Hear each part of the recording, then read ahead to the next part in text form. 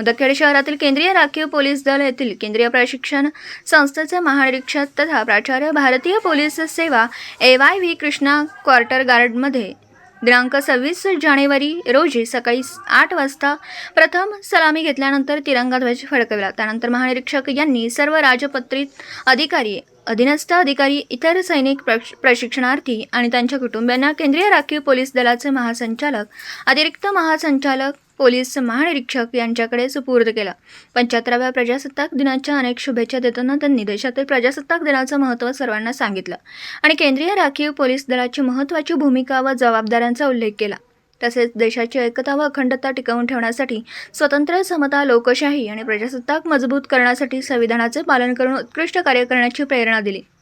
संस्थेने 2023 मध्ये DASO अभ्यासक्रम क्रमांक 95च्या प्रशिक्षणार्थींना उत्कृष्ट प्रशिक्षण दिलं।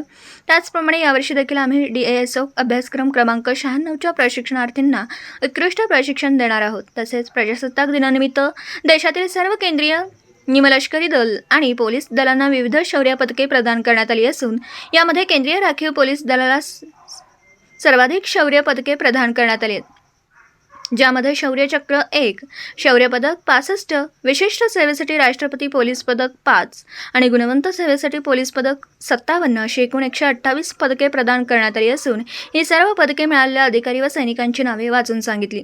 यावेळी संस्थेचे भारतीय पोलीस सेवा महानिरीक्षक तथा प्राचार्य AYV कृष्णा, कमांडंट लीलाधर महाराणिया, PMचे द्वितीय कमांडिंग अधिकारी Amit Sharma, deputy commandant Arun Kumar, deputy commandant Mohammad Shahnawaz, assistant commandant Jackie Kumar, assistant commandant Harishankar, सहाय्यक आयुक्त वैद्यकीय अधिकारी डॉक्टर निलेश, सहाय्यक आयुक्त वासुदेव, सहाय्यक आयुक्त S रमेश, डॉक्टर C संजीवनी, अधीनस्थ अधिकारी, इतर दर्जाचे अधिकारी आणि सर्व प्रशिक्षणार्थी उपस्थित होते।